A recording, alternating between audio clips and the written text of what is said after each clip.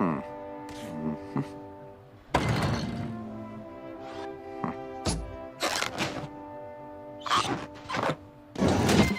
know? Yes. My name is Frank Grimes. I'm Lenny. This is Carl and Homer. I'm Lenny. How do you do? Wow, you got pencils with your name on them, just like a pencil company executive.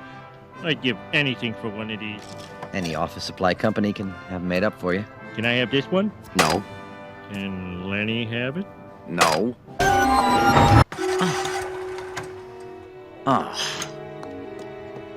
Simpson, do you know who chewed my...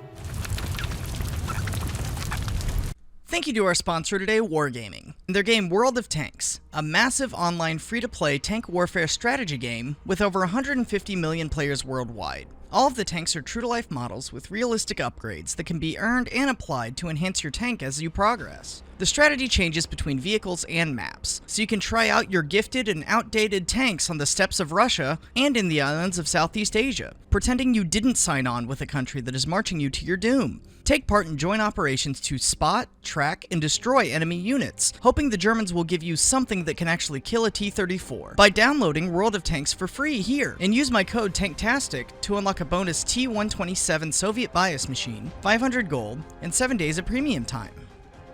Throughout this series, covering the major powers' tanks of World War II, I've gotten a lot of requests to cover many of the minor and more forgotten countries' tanks used during the conflict. And although their involvement and numbers were limited, I like to think myself a true man of the people. I am once again... and want to give them what they want.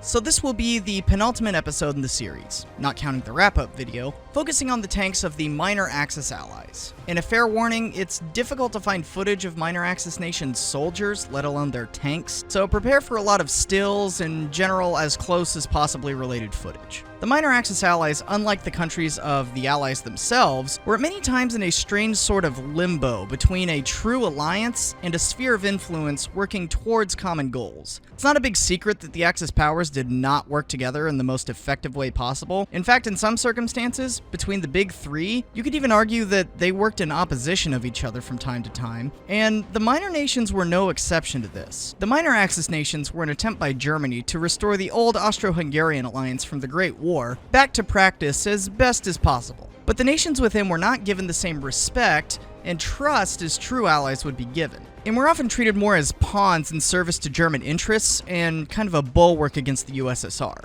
Many of the countries within the sphere did not get along well, with old rivalries flaring up, making for a very complicated web of groups to help in subduing the Soviets. And with the countries being small and lacking in a lot of heavy industry, you will probably begin to see some common factors emerge as we rapid fire through these. Croatia broke off and declared independence from Yugoslavia at the onset of the German invasion, and only got a small portion of the very small Yugoslavian armored force. Upon Yugoslavia's defeat, Germany permitted its formal formation and recognition. Although it would be expected that the remaining of the Yugoslav tanks would have been handed over to them, most were seized by the Germans except for a handful of French FTs and R-35s purchased before the war.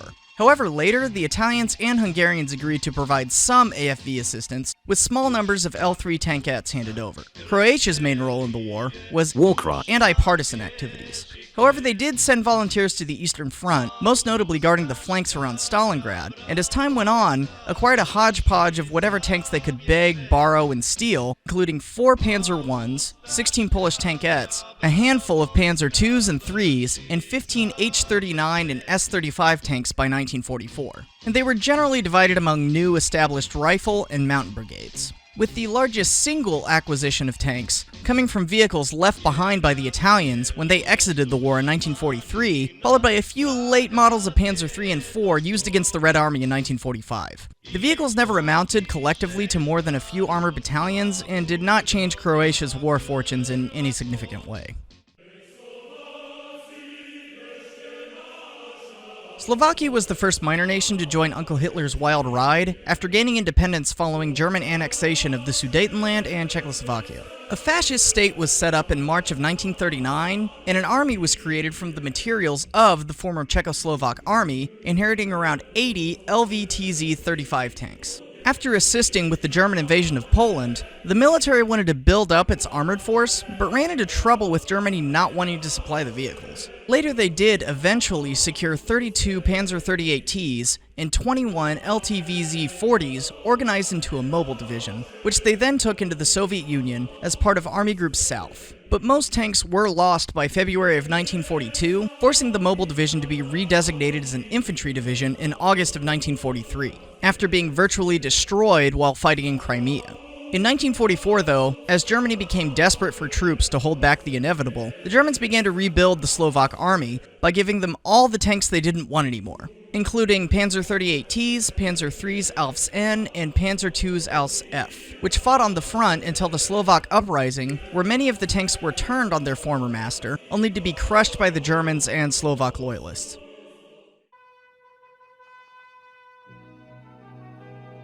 Although being allied to Germany for the majority of the war, Bulgaria refused to declare war on and send troops into the Soviet Union, leaving its largest contribution to allowing German troops a road into Greece and helping with anti-partisan actions in Yugoslavia. Owning a similarly modest tank force to the previous two, its first tanks were CV-33s and Vickers 6-tonners, purchased from Italy and Britain in the 30s, forming two tank companies assigned to two fast divisions. They added 16 Panzer 35Ts to the gang in 1940, which allowed them to create an armored brigade in 1941, with some war trophy R-35s added later by the Germans. After beginning to fight in 1943, the Germans rewarded this, overjoyed with Bulgaria finally getting into the Suicide Pact, by supplying them with around 60 Panzer IIIs and IVs. Bulgaria thanked the Germans by promptly switching sides and using their gifted tanks to fight the remainder of the war alongside the Soviets, all the way into Hungary where they ended the war in 1945. Romania, unlike many of the countries mentioned, was actually on the Entente side of the Great War, and as a result had very good relations with its former allies in the interwar years, purchasing multiple models of French tanks, along with multiple models from Czechoslovakia, with many attempts at license production that never really panned out. However, the annexation of Czechoslovakia and the Munich crisis ended this steady supply, and new tanks were only acquired after the collapse of Poland, as the Polish 21st Armored Battalion escaped through Romania, leaving their tanks behind, boosting numbers of R-35s, and adding a handful of Polish-made tankettes, modernizing the 1st Tank Regiment and allowing the creation of a 2nd. After multiple German-brokered territory losses for Romania, fascist regime took over and crawled back to Germany like a battered housewife, falling under its fear, and they right away requested more tanks from the Czech plants, requests which were promptly denied by the Germans. However, Romania still threw in behind them for the international fight against Bolshevism and contributed the most troops of any Eastern ally and one tank division that was tactically misused, resulting in large losses around Odessa. Most of these were from mechanical failure, but a good amount were lost in combat as well. By the end of 1941, the shattered tank units were sent back for overhaul and to be merged with Panzer 35Ts that Germany had finally agreed to hand over. However, it had become very clear that the Romanian tanks were wholly ineffective against their Soviet counterparts, and those that continued to be sent in had diminishing returns on their performance, doing what they could to upgun and convert outdated tanks into self-propelled guns, and took any acquisitions from the Czech plants that the Germans could approve. Later in 1943, Berlin began a rearmament effort to rebuild the 1st Armored Division and create a 2nd, selling Romania 114 Panzer IVs. The Red Army reached Romania in spring of 1944, and after some hard fighting over the summer, the king staged a coup in August, overthrowing the fascist government and siding with the Red Army, turning their tanks on their former masters, while also being resupplied with small numbers of T-34-85s, but still remaining primarily equipped with the vehicles of German origin.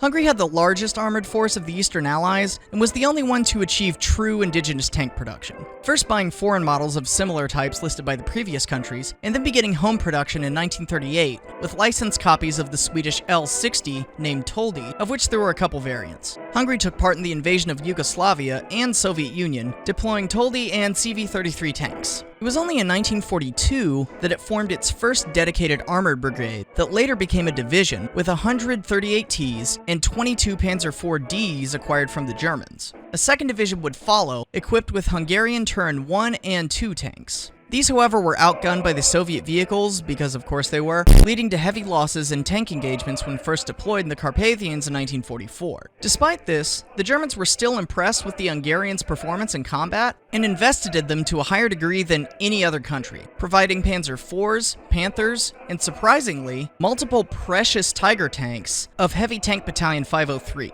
These tanks first went into action in the summer, but by late summer had been pushed back to Hungary's eastern frontier and was sent forward after Army Group Center died in a rather hopeless attack to try to stop the Soviet onslaught. Things only got worse when Romania switched sides in late August, with the Hungarians attempting to deal with them along with the Red Army for the remainder of the war, with the last major action of Hungarian tank forces revolving around the siege of Budapest and the retreat afterwards. Although invested in more by the Germans and the most successful of the Eastern European armies as far as tanks go, Hungary still faced many of the same challenges the other countries did. I know some of you are probably yelling at your screen wanting me to go into more detail because there's a lot here, but for the sake of time I'm going to move on to the last country. But I highly encourage you, if you're interested, to read some more about the Hungarian tank divisions.